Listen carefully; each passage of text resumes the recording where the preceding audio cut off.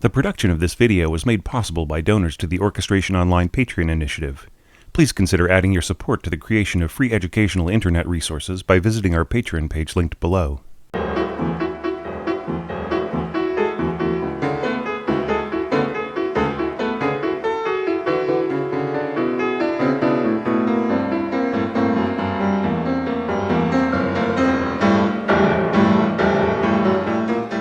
So the first piece of our B series of videos is a work by Jorge, and this is really fun.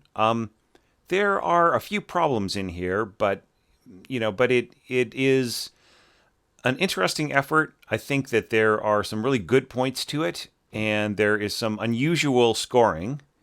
And let's just jump right into it. Now, I do not have an audio track for this. I just have the score, but that's all right. We don't really need it. I can just illustrate certain points as we go along. Now there is a splash page, which I'm going to go up. Okay, which kind of just shows that we've kind of sort of have one of each of everything. All right, that's all that I'm seeing there. But if we move forward into the piece, we kind of see that you are being consistent about it for the section that we are going to be analyzing today. Now, going on, kind of you're still sticking to one voice per part until we get to the trombones here, right? Which you've got two. Occasionally the trombones play these seconds. And I think, was there another place as well? I mean, it doesn't really matter because we're not going to be evaluating anything past bar 21, right? So 19, 20, 21. So I think that the numeration is a little off because you have a 0 bar here.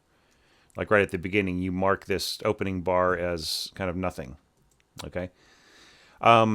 Yeah, so we're gonna stop the evaluation here. I mean, props to you for evaluating the rest of it, but just the due to the nature of how many evaluations I have to do, like I cannot do this, do a longer evaluation outside of Patreon. But I mean, I think it's great that you went ahead and looks like you orchestrated the entire movement. So that is fantastic. But let's look at what you did so far. All right, so we're coming in with that bum, bum, bum. And that's neat. You've got wooden sticks on timpani, and a lot of people opted for that. And same thing with the bass drum. Okay, just sort of thumping away. Now, if you are playing forte on timpani and bass drum and marcato strings, marcato lower strings, then nobody is going to hear this harp. Okay, that's just you just might as well not even bother scoring it. So the harp is too gentle of an instrument to really stand out or even blend with the texture like this effectively, right? So it's better just to leave it out. I know that I said people could use harp because of its use in the Concerto for Orchestra by Bartok, but that doesn't mean that you have to, right? You don't have to include it. You can just or you could have put it in a more subtle part in a higher place, right? Or you could have made the whole piece very, very soft and the harp loud. So, anyways, but let's not worry about that. Just to suffice to say that this harp part is really, I mean, you can put it in and the harpist can play it with no problem, but nobody's going to hear that harpist. Okay, but generally speaking, you lay down a nice beat here. Now the accented points are played by bassoon and contrabassoon.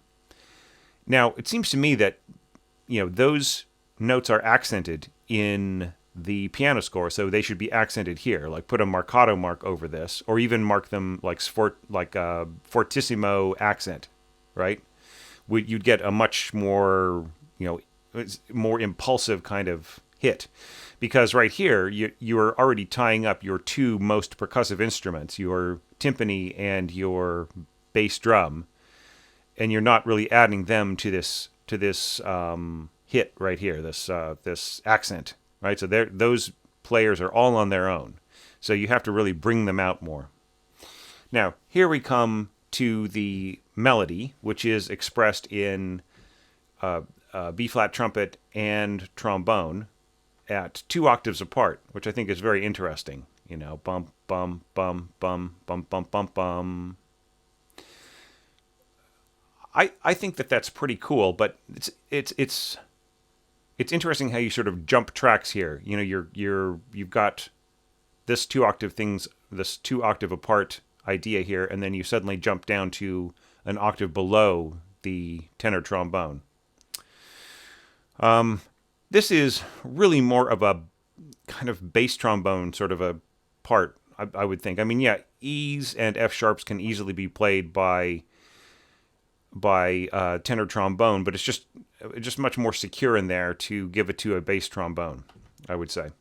I mean, it's like harmless to score it like this, but it's just not, you know, when you are doubling at the octave with a tuba, the tuba's partner really is more of a bass trombone, you know, even if tenor trombone can play it effectively. All right, so we're moving on. Now we've got this pizzicato coming in here and just sort of pacing on eighth notes below. I think that's a really cool idea.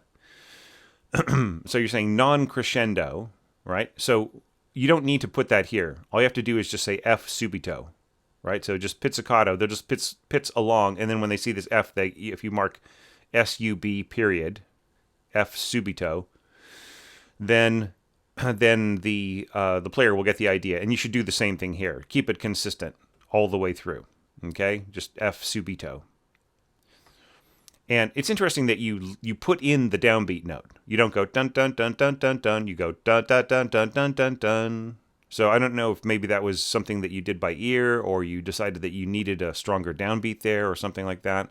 It's neat. It does sort of change the material quite a bit in a way, because it doesn't have that sort of jumping on to the upbeat sort of feel as the original way that the melody was scored. But it's fine. So dun dun dun dun dun dun dun. So you've got that stronger note there right on the forte. And then bum bum bum bum bum in the tuba right below. And as you do this, you set up these octaves. Now, this is interesting scoring here. The oboe is going E, E, E, E, E, E, and the glockenspiel is actually playing even though it's scored an octave lower, it is actually playing an octave higher, because glockenspiel is not ottava, it's quindicissima, right? So it's the pitches are heard 2 octaves higher, is what I'm trying to say. Okay, and nice the way you bring back these accents, but these punches, really, but they should really be, once again, accented, marcato, fortissimo. It really should come out of the texture more. Okay, and then this looks like a confusing notation, and I would actually not score it this way, right? I think if it were to go on for pages and pages and pages, then score it that way. But otherwise, this is perfectly fine for, 6, 7, 8 bars in a row. And I feel is clearer in a lot of ways. Because this is just, it's simplifying in a way that's a little too, it's a little bit too much. Do you know what I mean? Not that it's too simple, but it's more like too much fuss is being made over the simplification. All right? It's just better to do it as just straight eighth notes written out all the way through. And it's also better for the comprehension of the conductor. Now, if you had pages and pages of this, then I would say this would be fine. But, 7 bars, it's not really needed. Okay, so now the melody goes up an octave. And here we've got viola doubling the horn, also doubled by bass clarinet. Okay, now there are almost no markings here on this second page, right? We got the entrance, and there's like no marking to say what dynamic level they are, right? This is a long note, by the way, for a tuba to hold, right? I mean, it is a faster tempo, and it is 2/4 time. There's a long note to hold, and especially like extra soft. And what is the dynamic context here? Is it suddenly just really soft?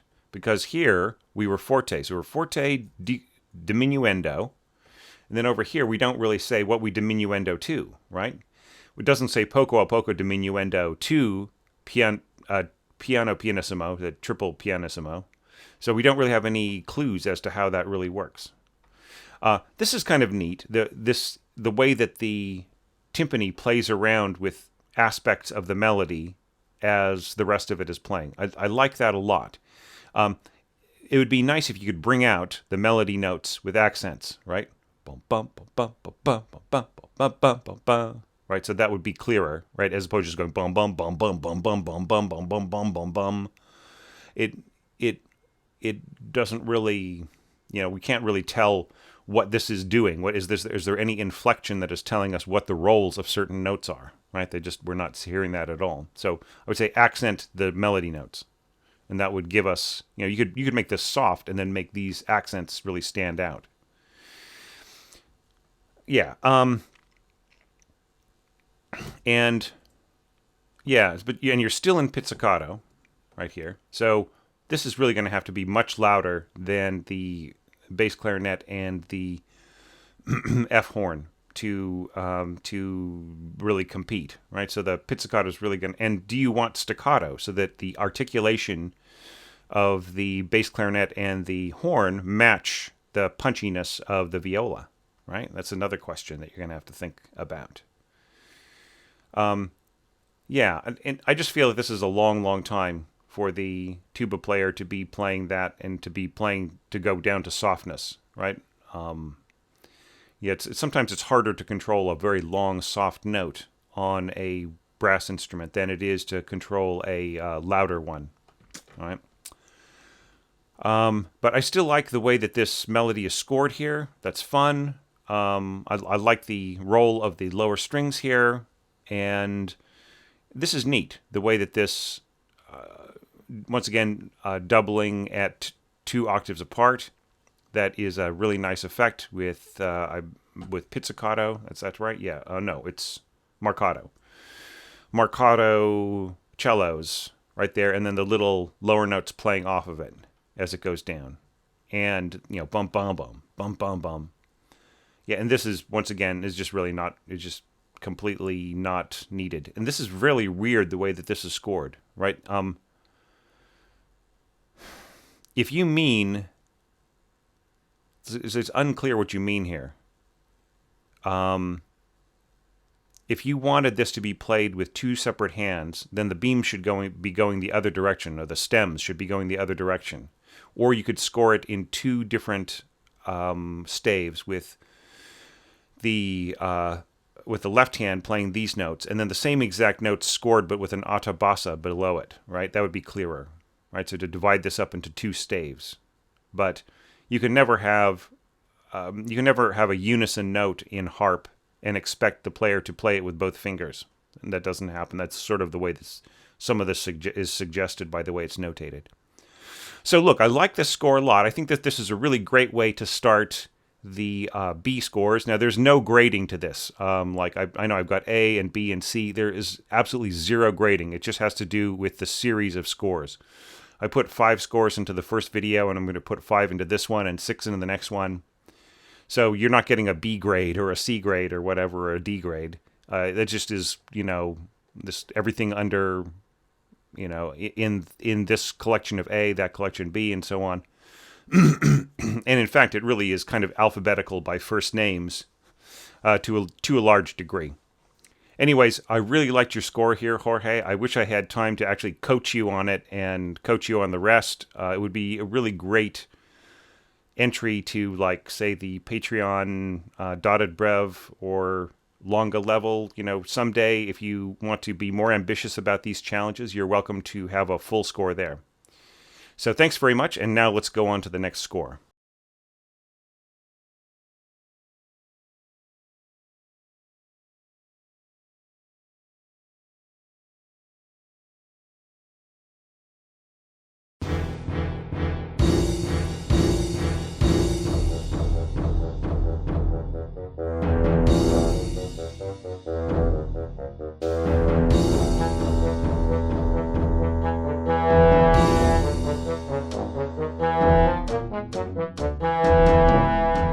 Next, we have Juan's score, and Juan, I hope you don't mind that I've cut off the flute and piccolo staves above the oboe staff, but there's nothing on them, and I want to make your score have as much possible size in the screen that I can, so that the staves are as large as they can be.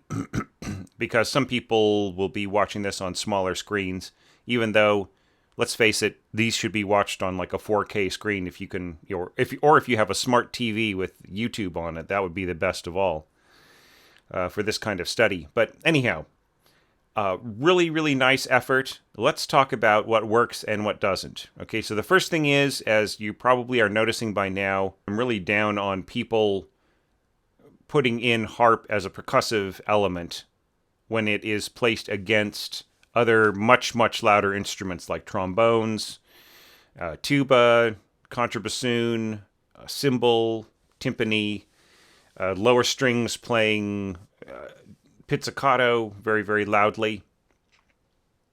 Those things are just going to swallow up the sound of the harps. So if this is your idea for the harps most of the way through your conception of this arrangement, then I would say just might as well leave them out, and then you have more vertical space in your score. Now, as far as the general pulse is concerned, this is kind of nice. I mean, I like the way that you are changing the octave of the timpani. I think that is great, because it gives it a different flavor, a different variation. Okay? So that is really, really nice. And you could have done that with the pizzicato as well, just changed octaves if you want to give it like a different kind of a flavor. All right, now here are the very solid accents, which are being played by bass trombone and tuba. You have them A2 here, that's fine. A2 trombones, they are going to be right up against each other, both playing, in this case, both playing the B-flat pedal tone.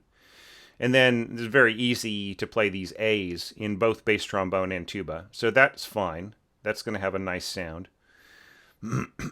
And then we've got the contrabassoon on the bottom. So I almost feel like you need a little bit more weight here. Because, you've got the suspended cymbal as big as possible. I almost wonder if like a tam-tam that was cut off. Do you know what I mean? Like played with a hard mallet.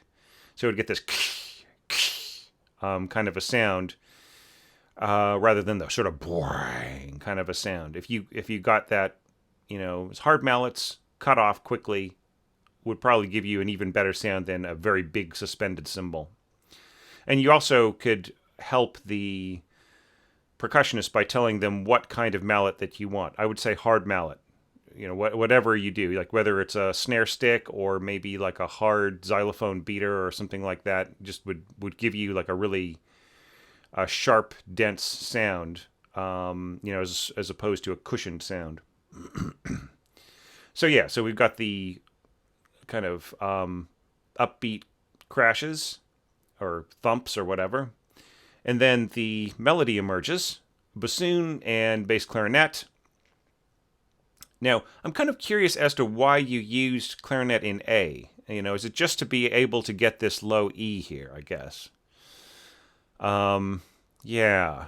I mean, if that was the only reason, then I will sort of give you my blessing, except I almost feel like it shouldn't have to depend on that. Do you know what I mean? But however it worked for you is fine.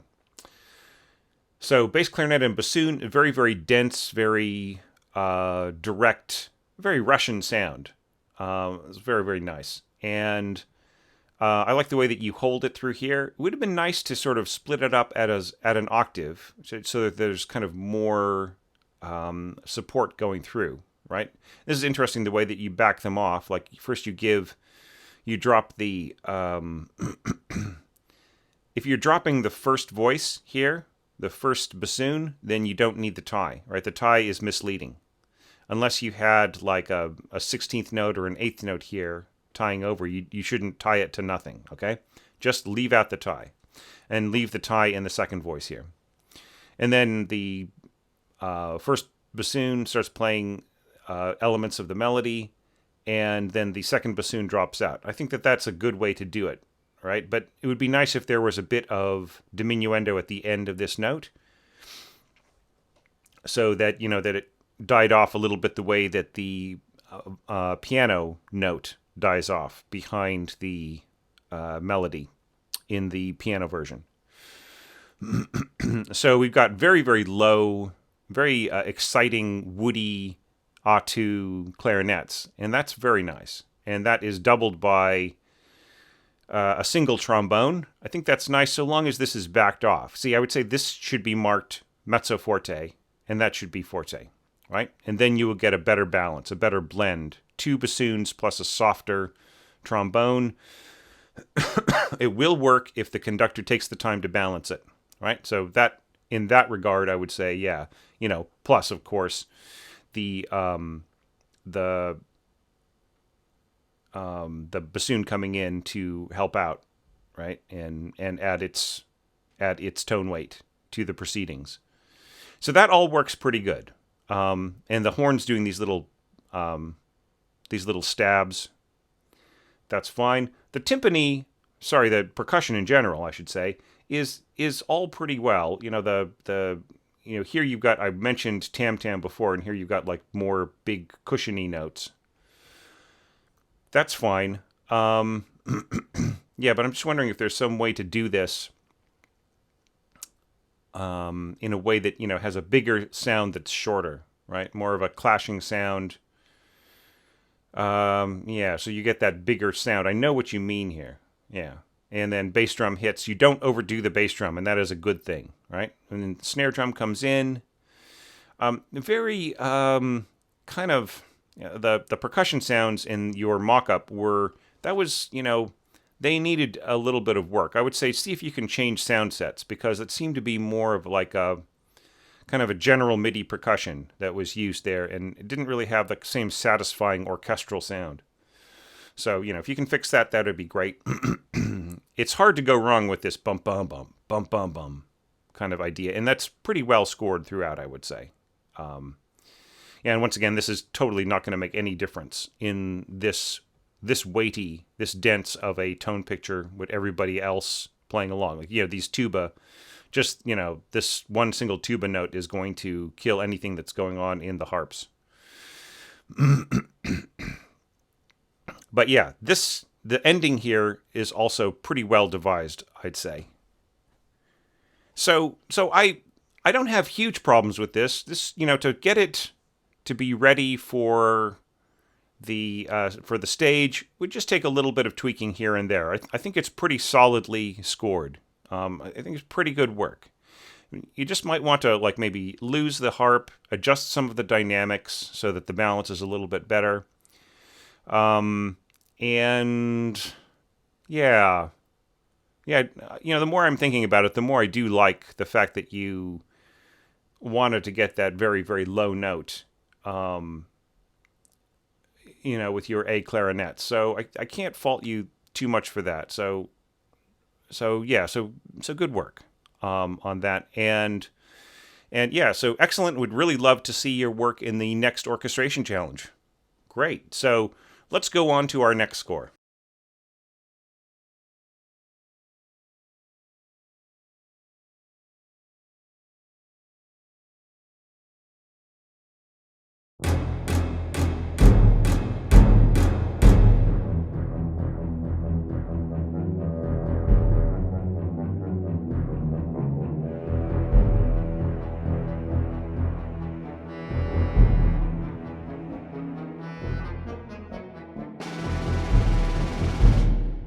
I really like this next one a lot, by Lorenzo.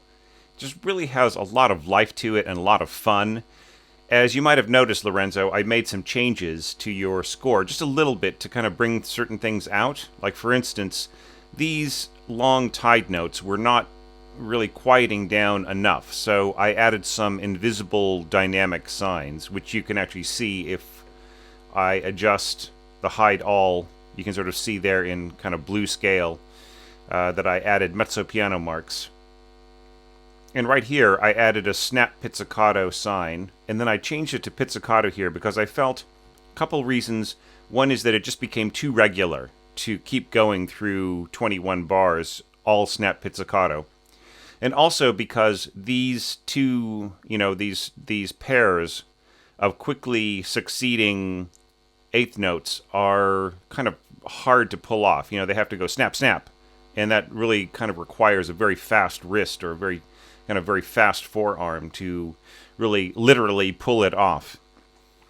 So, yeah, so I made a couple of adjustments, but I hope that you will accept them, just as like a maybe slightly better playback than what I got, which I think was, might have been created for another kind of another playback engine beside Note Performer. I'm using Note Performer here. You might have used something else, some hybrid, or maybe the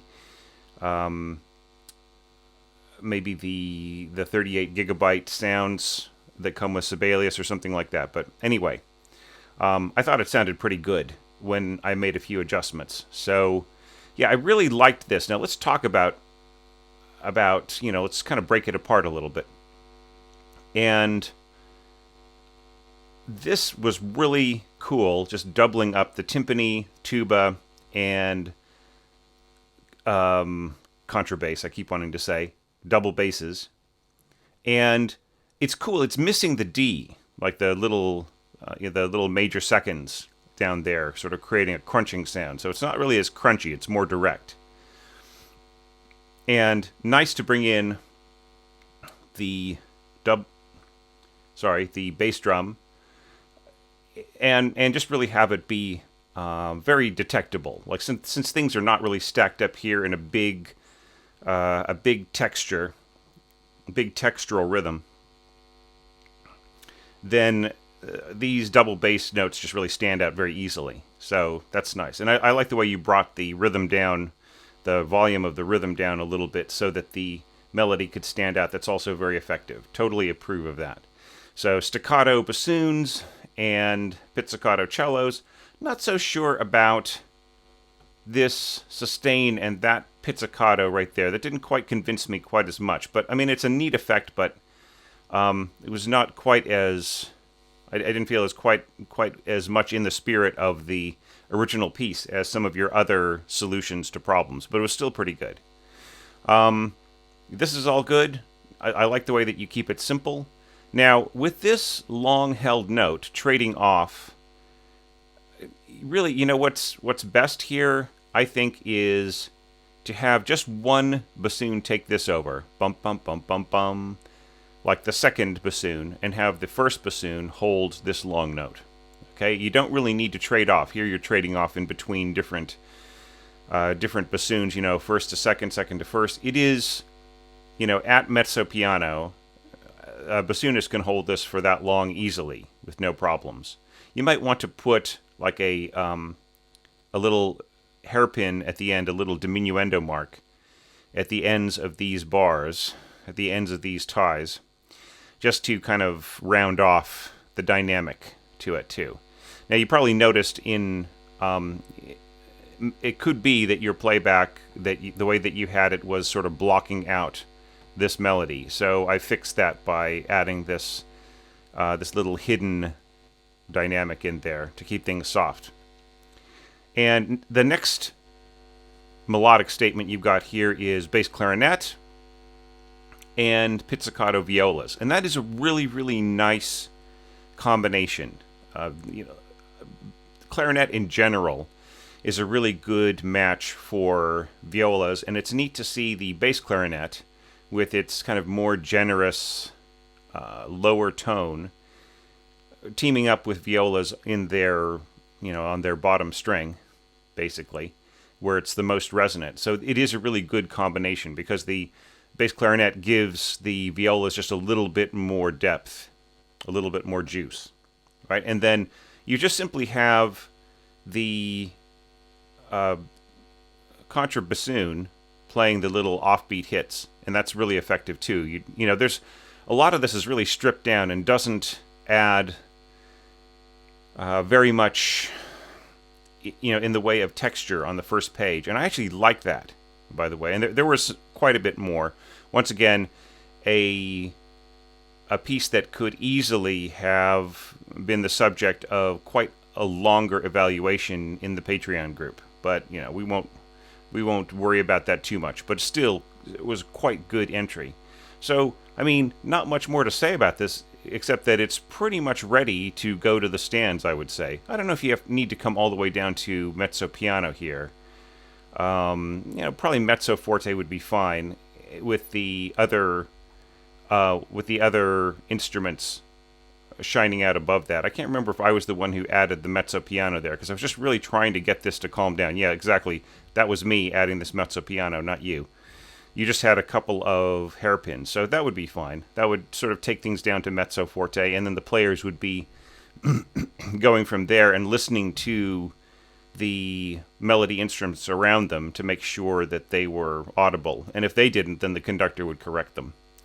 So so nicely done. I feel that the spareness of this score actually says quite a bit about it. It's not as elaborate as some of the other entries, but it really is effective, and there is kind of nothing wrong with it. Except I would kind of sort of wish for a little bit more of the flavor of that A and B flat stuck together, and maybe sort of the D to help crunch at the bottom. But that's just my taste, and this is perfectly fine. This works great. So really nice, Lorenzo. I really did like this a lot, and it's a shame that I kind of had to stop right there. And, looking forward to more entries from you in these challenges as they go by. It would be great to see you participate next year. Thanks so much. And now on to the next score.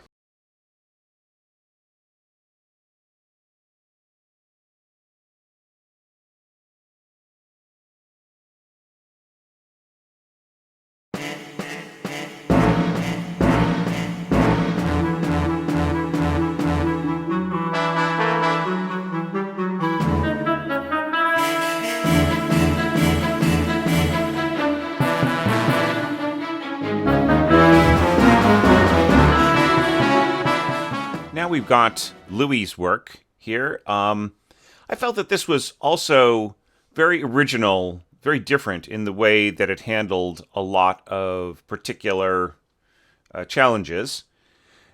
There are a lot of things to fix about this, but it still had some cool ideas in it. One was a bit of restraint on the percussion, which was cool.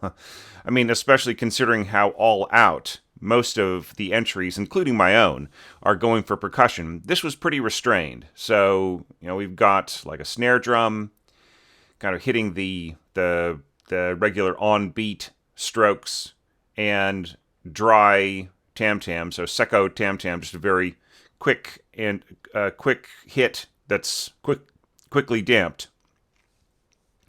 This could be accomplished by a harder stick rather than the regular tam-tam stick, like a harder, smaller stick. And this is kind of nice too, the way that these particular things are handled. Non-divisi, I'm a little bit of a question about how to play a minor seventh, a span of a minor seventh non-divisi on a double bass. You would need for one of the notes to be an open string, but that isn't the case here. See, you would be better off if you wanted this to be non-divisi for the, instead of doubling the cellos, you could have it down an octave with the E string being the open string and then fingering the D on the A string, which isn't that far away. It's like only up a fourth, right, on the A. So that would be much, much easier to play non-divisi an octave lower. But to play it an octave higher, that runs into some problems that, I would say you'd really have to consult with a bassist. I would doubt that this would be all that playable where it's positioned. See, this is perfect right there. That is absolutely no problem to play. But, for the cellos, not that big of a, not that bad of a, it's going to be a little stretchy, but if they've got their thumb on the C string and then they can reach over and play D up a fifth on the G string. See, that's not so big of a deal, really. Okay, so let's take a look at our horns here. I would say you would want to use stop mutes on this particular passage here. Okay, because it's going below middle C. So I would say, I've written a tip on this already, and that is like the best use of stopping, hand stopping, is in the range of the staff. So, the higher it gets, the less it makes sense above the staff. The lower it gets, the kind of harder to control it is. I mean, yes, A and B, your written A and B are really not that big of a deal to hand stop, but it's still just not the choicest, not the most control. So I would say you just, if you want to put the craft orchestration touch on it, then mark this for stop mutes. Now this is no problem stopping the way that is scored. I'm noticing, however, that there is a bit of copy and paste. I mean, I should be the one to talk about copy and paste errors after kind of clumsily putting the wrong name on the last selection of our first video. That was really kind of dumb of me yesterday. Apologies to Jerry. But in this case, it looks like you basically just kind of wholesale copied this along with its little cross marks above the pitches and didn't take away the articulation marks. So, unless there is some sort of special Salzedo technique that calls for a cross over a note, I don't really know of that. And of course, not to get into it too much, I feel that this, if you marked this fortissimo and everybody else was playing piano, then you'd be able to hear this, right? But there is no marking on it at all. It just can't compete. Harp cannot compete with this sort of percussive stuff, even at mezzo forte, in heavy brass and, people playing emphatically in the same register, the harp disappears. However, the harp can be very, very generous in tone in its lower register, something that people don't realize. That doesn't mean, generous in tone does not mean capable of competing with the brass section or the strings playing pizzicato or marcato or whatever. Okay. Speaking of markings, you do not need to do this, right? This, downbeat then upbeat thing. That's for the players to decide. That's for the concertmaster to decide, or for the, more likely, the leader of the cellos, who are going to be putting in the bowings. They will decide, how to do this, right? And if it's obvious, they won't even tell their players what to do. Everybody will just know what is down and what is up. However, if you wanted a bunch of down bows in a row, like mark down bow here, down bow there, that would give you a nice emphatic punch if you wanted to. But I would say don't do too many of them in a row forever, because then the players just get annoyed with you. All right. So, it's a restrained version. It could be bigger, it could be louder, it could be beefier, but I kind of like the restraint here. That is nice. Now we have the first statement of the theme in B-flat clarinet and bass clarinet, written on the same pitches, but obviously an octave apart, and down a whole step and down a minor ninth. Okay, so that is pretty good.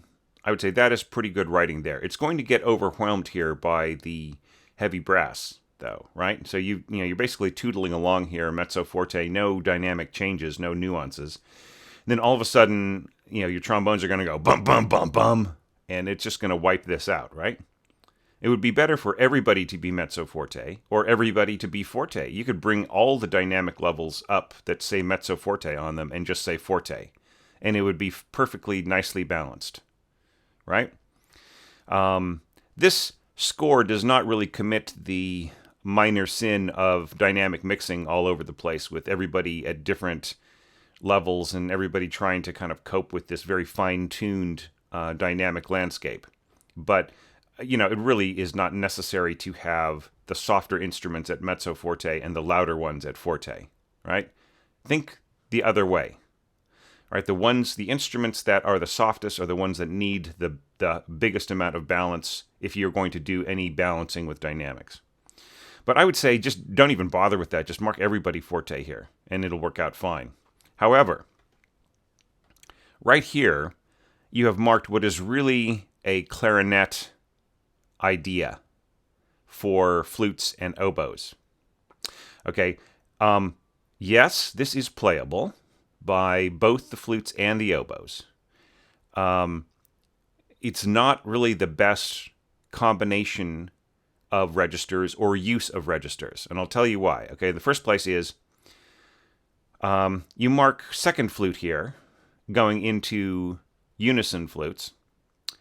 All right, and this is the weakest register of the flutes that you could possibly score.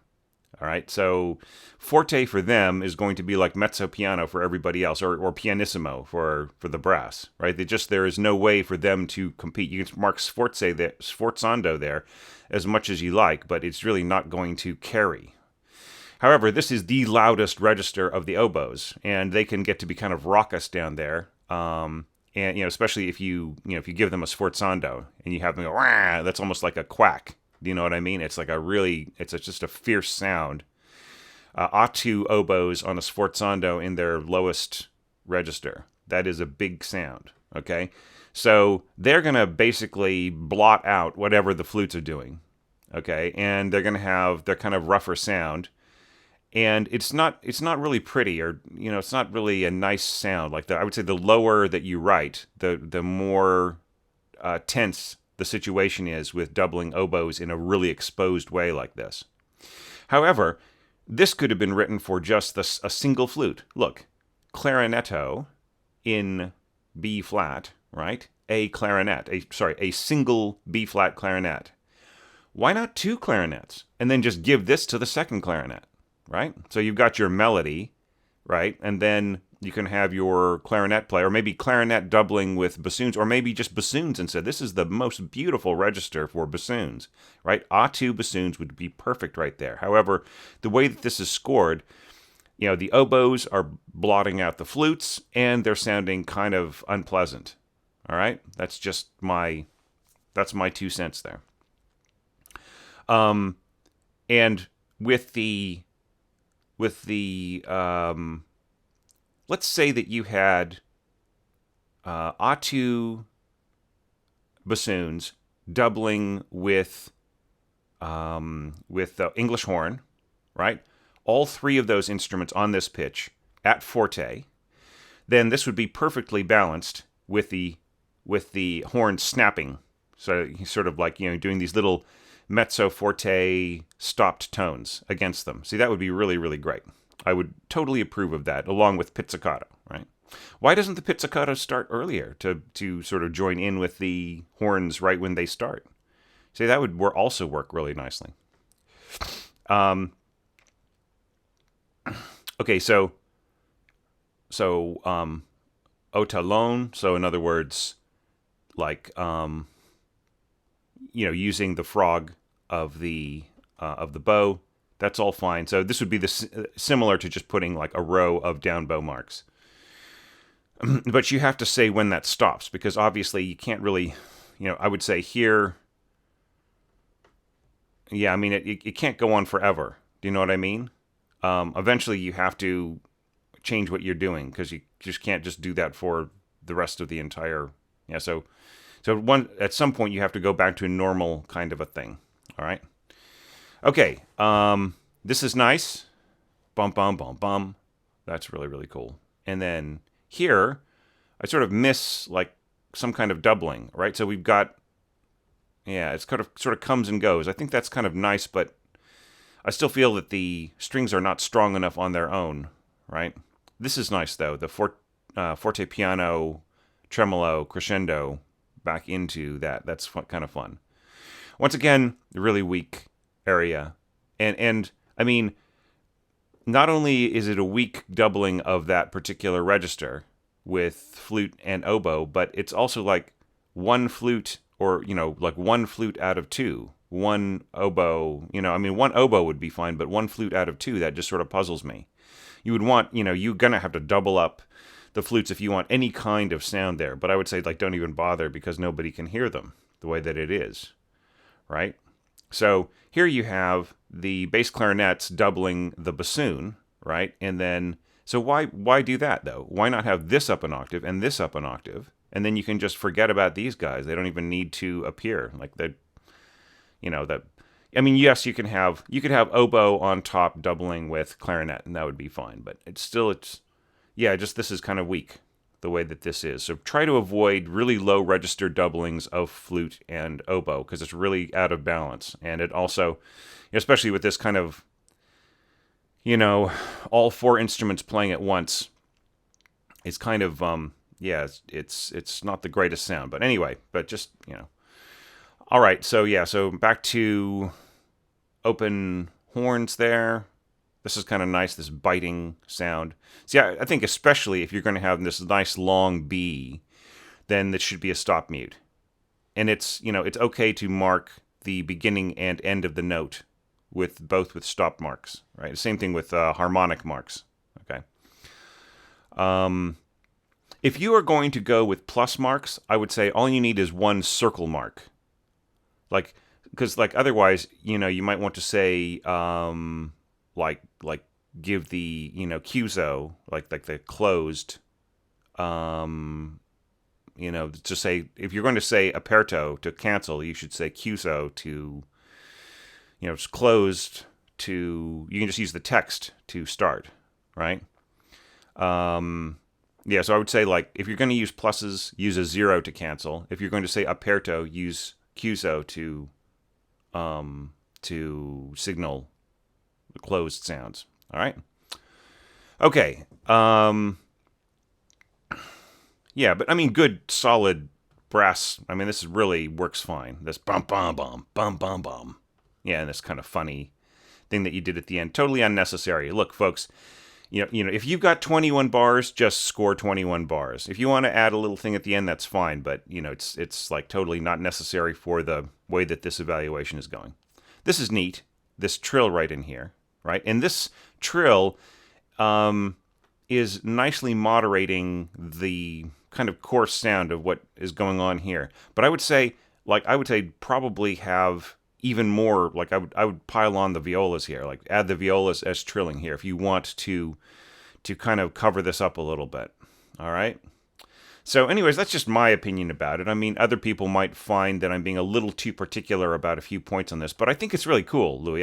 There's some great stuff in here. It's not quite ready to go on the stands. There needs to be some editing here and there to kind of bring some of the, especially wind family members into line a little bit better, but largely the approach is pretty good. Just the general idea you have of what you want to do here is great. So just with some adjustments, you could get this ready to sit on the stands and be read, these first 21 bars.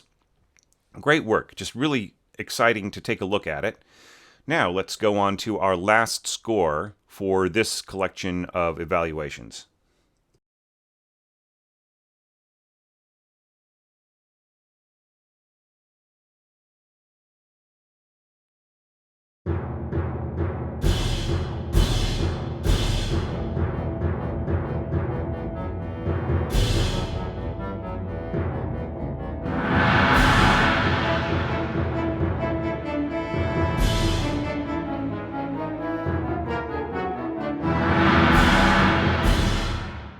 Our last evaluation for the B series of videos is by a mysterious composer known only by the name Luke. Well, Luke, here is your evaluation, and I really enjoyed this particular version of the challenge entries. I downgraded your fortissimo marking here down to forte for purposes of the playback, because it just was blotting out everything else in my Note Performer sound set. You probably are using something else. I don't know. But it was just really, really loud. So I cut it back down to forte, and that sort of blends in better with everybody. Now, once again, I noticed that there is some harp here. And in this case, I think that I would give a pass to you and say, okay, this harp scoring is fine with a few caveats of some things, some places where you could fix this and make the harp actually have a contribution to the music. All right? And that just is because of the fact that you're completely avoiding brass. You have very, very limited percussion. You're just the timpani, okay? Plus you have other instruments that are supporting what the harp is doing, okay? Or harps are doing.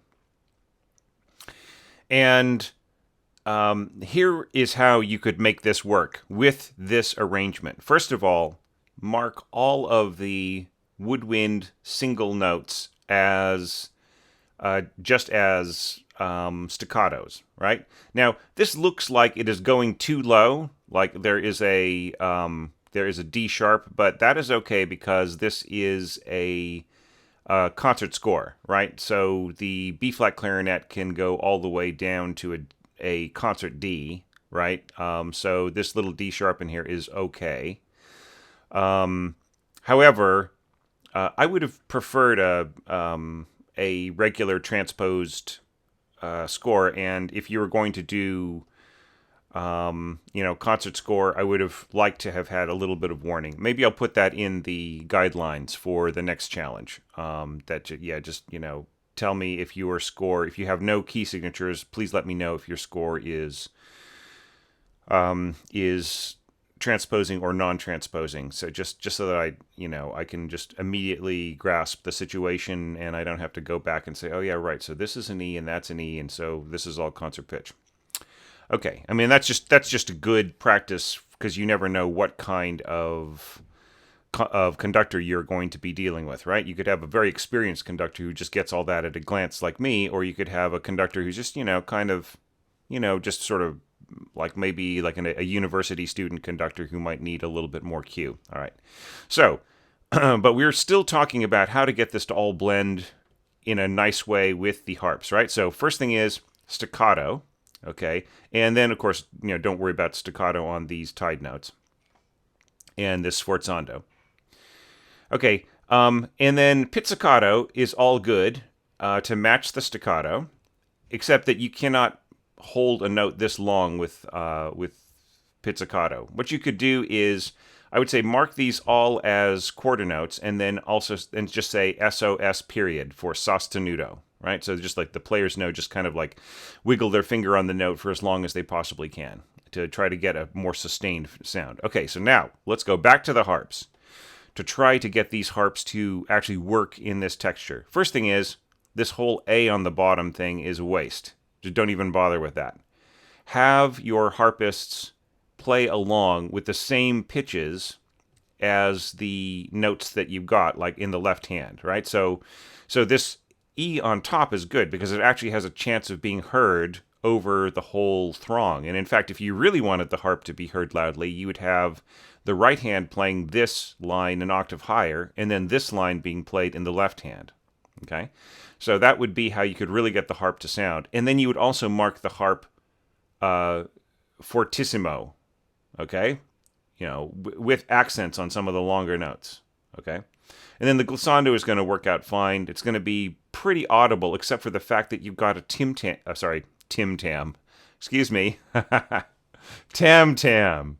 I can't believe it. Tim-tams are these sort of chocolate-covered chocolate biscuits with a little bit of caramel in them that are sort of the standard tea time biscuit here in New Zealand. All right, so you have rolling Tim-tams. So this rolled tam-tam is going to really kind of block out a lot of the sound of this glissando in both of these harps, unless they are really, fortissimo as well. I would say roll this at forte, mark these triple F, and then you've got sort of a balance. All right? All right, so So if you do that, then this is playable, sort of. Okay, it's still not optimum for the harp, but at least there's a chance of hearing the harp, just because of the way that everything else is laid out. All right, so not too bad. You could have gotten yet another octave here, just having the double basses play an octave lower, and just counted on the fact that they might have C extensions or C strings, like being 5-string double basses, and then you wouldn't have had to have this sort of A writing down there, which you were sort of replicating in the left hand of the harps. And then you could have had contrabassoon, just added contrabassoon in there instead of having third bassoon, and then you would have the whole thing doubled all the way across, right? Except for the harps, which could just basically play whichever octave they're the most audible. Okay, so that's my take on the first half. Now, second half, this is incredibly weak. The place that you have scored the piccolo, right? That is I just talked about how weak it is to score flute in its lowest octave, and indeed, right here, just like before, you match oboes with flutes in their bottom register, and you cannot hear the flutes, unless it's a very soft dynamic. And especially not when you are doubling them with horns, right? The horns are basically going to blot everybody out, right? What is the solution? Everybody go up. All right, so I would say you really want this to be heard. The piccolo should be at least an octave higher. The flutes should be at least an octave higher, right? And same thing with the oboes, which gives you a really, really weighty unison. And with the piccolo being an octave higher. But if you really want them to be heard, then have the piccolo go 2 octaves higher, and flute 2 octaves higher, and oboe 1 octave higher. Then you have a really nice balance, which is really piercing, by the way. But you don't need to do that. In fact, you don't even need piccolo yet, right? You could just have flutes up 2 octaves, oboe up an octave, right? Or if you want to really keep things sort of mid-range, then get rid of the flutes, have the oboes up an octave, and then have the clarinets at where you've scored the flutes, right? Or sorry, and the oboes, right? And then that will cut through much, much nicer, right? Just like sort of like you have here, like you're instinctively going to that place. Okay. Or maybe you don't even need any of these guys except for right here, right? You don't need any winds until you get towards the end, and then you just use the brass to sort of make these little stabbing offbeats. Okay, so I would just say it's sort of an either-or thing here. You have this big brass chorale, and it's so huge that it's really going to blot out these lowly registered high winds, right? They're really off where they could be. The pizzicatos, though, are going to be fine here. I'm not even sure that you need viola on this right here. You could just have divisi cellos, and then have the viola drop off here, and then come in and reinforce this pizzicato with the violins, and then you would really have something that could stand up to the horns and trumpets. All right?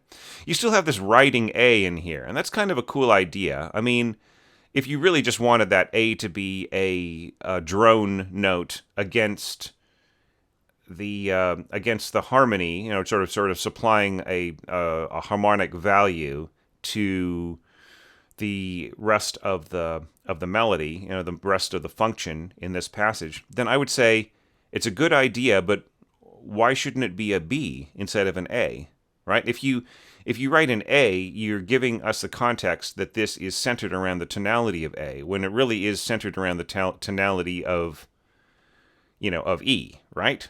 Right. It's more of a kind of a, it starts off sort of with an E minor kind of an idea, right, or an E modal type of idea. So, in that case, A should be a B, right? It should be writing on a B, right? And that gives you the context, once again, of inverting the inversion of the harmony supports the E, right? Rather than the E being in support of the A tonality, right? Sort of the E becoming, by context, the 5 of the A, rather than the B being the 5 of the E, right? Do you see what I'm saying? It's a much stronger support. Might be interesting for you to just go through this whole score again and just hike all of the A's up to B's and then have a listen to it and then just see how that strikes you. Okay? Now, we end with this big tutti chord, right, which is, just to quickly pick it apart, we've got octaves going all the way through the string section, except for both violins being on the same E. Okay, that's all right. And then for our heavy brass, we've got trombones and tuba. So tuba on the low E, along with the 3 bassoons. We've got a third trombone on the next E up, along with the looks like the second and the first and second. Okay, and they are being doubled by the clarinets. All right, and that is okay. And then we've got trumpets on, A3 on the next E up, which is being doubled by oboes. That is okay. And then, of course, we've got E octaves over those 2 notes. And then we've got, you've got really low piccolo and flute. I mean, look, if you have to have your piccolo that low, it should be supported by flutes written an octave higher. Now, if you were thinking that this should be, just as a reference here. Yeah, so in your score, it is sounding an octave higher like it should. Okay, that's fine, but it's still really, really weak right here. So, and the flutes are completely useless here in the texture. So they should be an octave higher supporting the piccolo, at the very least. I feel like the piccolo is unnecessary in this first page, but anyway. But look, I mean, I really did like the overall thrust of it. There are just a few things that need tweaking, to bring this up to a professional standard to where you could, put it on the stands and have the orchestra read it. So cool. I mean, I really like the fact that this is really your own idea, and that you did a lot of things that weren't obvious to me, right? And a lot of other people who entered this, right? It just was a very fresh take on this. And I really enjoyed looking at it, and it's really kind of a very fit way to end this group of evaluations. So really great work, Luke, and and just keep at it. And it's really something worth messing around with and improving and fixing up and stuff. Okay, so nice job. All right, so I will see you all soon for the last group of international entrants to this series of evaluations for the 2018 Orchestration Challenge. And then the D, E, and F videos, like I said in the last video, will be dedicated to our entries that come from the USA. All right, so I will see you then, and hope you enjoyed this. See you soon.